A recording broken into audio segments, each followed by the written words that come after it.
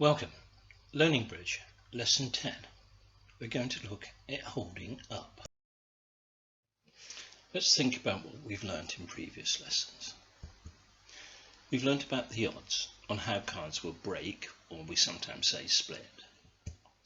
And if the opponents have an odd number of cards, then the probable break is that they will break close to even as they can.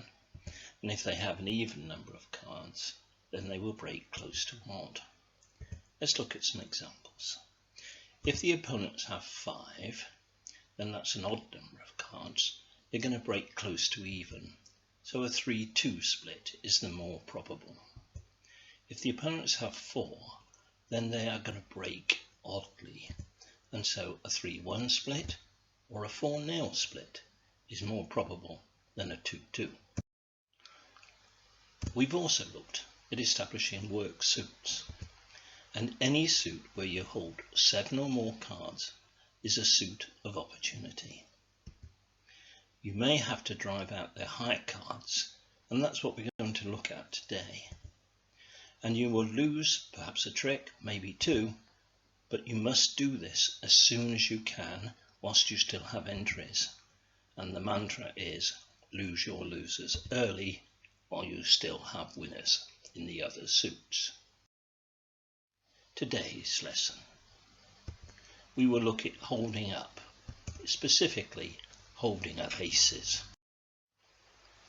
The opposition will be trying to drive out your ace because they're trying to set up their long suit. So they will try to drive out your high cards in order to make their small cards winners, and that's what we looked at in the last lesson. Well, just don't make it easy for them. Hold it up, or sometimes we say duck.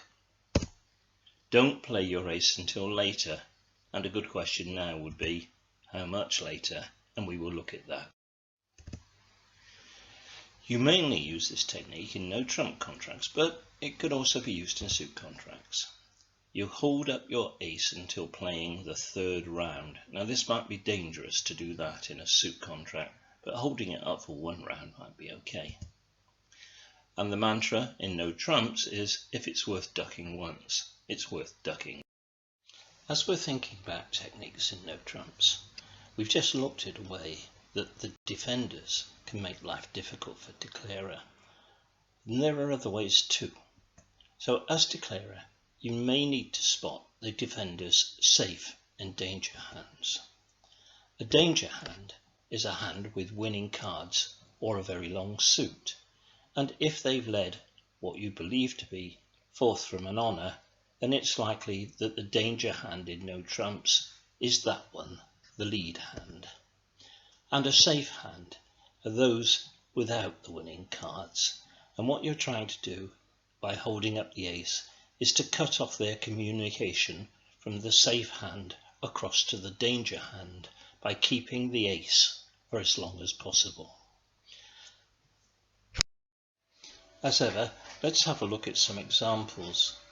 Here, game has been bid in no trumps by South, North being dummy and West on lead.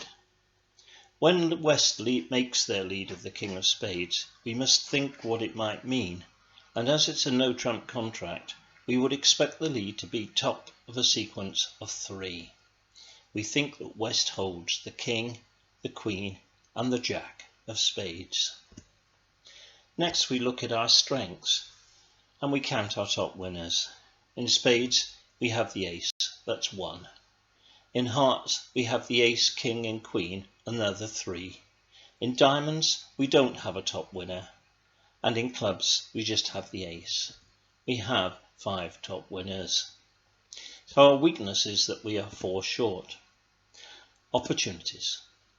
Wherever we hold 7 or more cards between declarer and dummy, it's a suit of opportunity or a work suit. So here diamonds are clearly the opportunity, but we don't hold the ace of diamonds. So the threat will be those long spades. We don't have many, they have plenty. So we're going to play the hand by using the strategy of holding up our ace. There are the hands. They won't be able to see them, but we can. And not only does West hold the king, queen and jack, they hold the 10 and the 9 as well. A very, very powerful hand, very threatening. So they play the king. We follow with the 5. East puts the 2 on, and we duck. We play the 7. So West thinks, I'll carry on with this. Plays the queen, the 6, the 3 by East, and still we duck. 8. They play the jack. We discard a club. And now East has to play their last spade, and we can take our ace.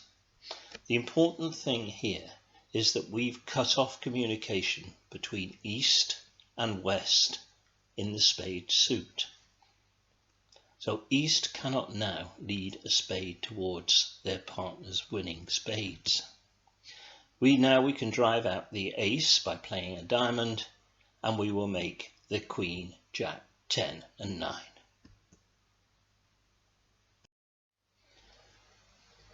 So let's have a look at that again. Lead. This was the danger hand, and we'll play the hand again if we don't hold up. So we rush in and we think we'll take our ace. Now we try to make our diamonds. Play the 5, they play low, play the king, they play the ace, and now they do have cards with which to communicate, and they will start playing their spades. And we're going to lose 4 tricks in spades and a further 1 in clubs. That's why we must hold up. If it's worth ducking once, it's worth ducking twice. So, from this lesson, what do we need to remember? When you're short, you hold up your winner. And if it's worth ducking once, it's worth ducking twice. We're trying to void one of the opposition so they cannot lead to the danger hand. So we need to try and identify the danger hand. And always we remember an odd holding breaks evenly, an even holding is more likely to break oddly. Don't forget the quiz.